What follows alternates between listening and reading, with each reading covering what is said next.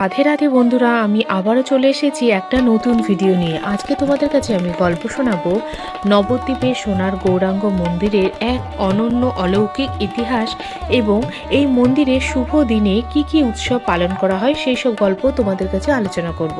তো চলো বন্ধুরা, গল্পের মধ্যে ঢুকে পড়ি। নবদ্বীপ ধামের ইতিহাসে সোনার গৌরাঙ্গ মন্দির এক বিশেষ স্থান অধিকার করে আছে। আজ থেকে প্রায় ৩০০ থেকে ৩৫০ বছর আগে এই প্রাচীন মন্দিরটি প্রতিষ্ঠিত হয়।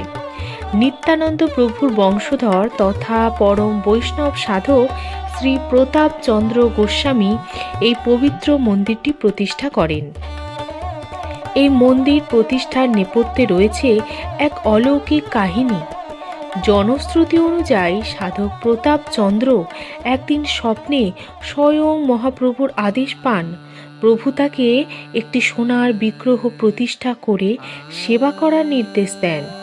কিন্তু সেই সময় প্রতাপচন্দ্র গোস্বামীর পক্ষে এত বিশাল অর্থের সংস্থান করে সোনার বিগ্রহ নির্মাণ করা আর্থিকভাবে এক প্রকার অসম্ভব ছিল।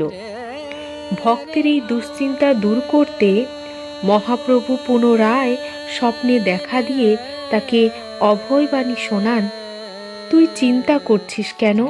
আমি আসছি, তুই শুধু ব্যবস্থা কর।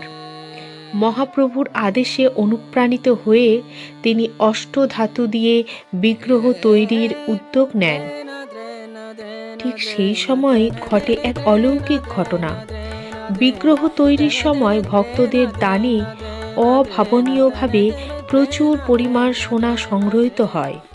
সেই সোনা দিয়েই অষ্টধাতুর কাঠামোর ওপর সোনার পুরো প্রলেপ দেওয়া সম্ভব হয়। এই কারণেই মহাপ্রভুর এই বিগ্রহের নাম হয় সোনার গৌরাঙ্গ। লোকবিশ্বাস অনুযায়ী এই বিগ্রহে সোনার পরিমাণ অত্যাধিক হওয়ায় এটি সর্বদা উজ্জ্বল জ্যোতি বিকিরণ করে। শান্তিপুরের প্রখ্যাত ভাস্কর ব্রজদুলাল দাস নিজের হাতে এই অপরূপ বিগ্রহটি নির্মাণ করেছিলেন। মহাপ্রভুর উচ্চতার সমান এই বিগ্রহটি ত্রিভঙ্গ ঠামে দণ্ডায়মান, যা দর্শনার্থীদের হৃদয়ে এক গভীর ভক্তির সঞ্চার করে। নবদ্বীপের অন্যতম গুরুত্বপূর্ণ বৈষ্ণব ক্ষেত্র সোনার গৌরাঙ্গ মন্দিরে দোল পূর্ণিমা, ঝুলন, রাস, রাধাষ্টমী ও জামাই ষষ্ঠীর মতো বিশেষ তিথিগুলোতে মহা ধুমধামে উৎসব পালিত হয়। এখানে শ্রীচৈতন্য মহাপ্রভুর বিগ্রহকে সোনায় সাজানো হয় এবং বিশেষ ভোগ হিসাবে সুস্বাদু অন্নব্যঞ্জন, মিষ্টান্ন ও জামাই ষষ্ঠীতে পনিরের প্রসাদ ভোগ দেওয়া হয়।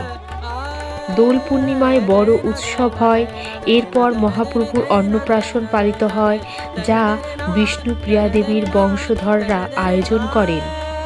ঝুলন পূর্ণিমা পর্যন্ত মহাপ্রভুকে রূপোর সিংহাসনে দোলানো হয় এবং সোনার অলঙ্কারে সাজানো হয়।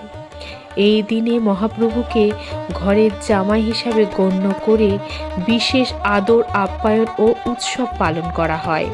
নবদ্বীপের বিখ্যাত রাস উৎসবের সময়ও এখানে বিশেষ পূজা হয়। তো বন্ধুরা, কেমন লাগলো আজকের ভিডিওটি? আর যদি ভালো লেগে থাকে এই ভিডিওটি, অবশ্যই লাইক, কমেন্ট, সাবস্ক্রাইব করতে তোমরা কিন্তু ভুলো না। আর অবশ্যই শেয়ার করে দিও। অন্যান্য জায়গায় পৌঁছানোর জন্য এই বিশেষ বার্তাটা খুবই প্রয়োজন। তো আজকে আসি বন্ধুরা, আবারও দেখা হবে অন্য কোনো নতুন ভিডিও নিয়ে।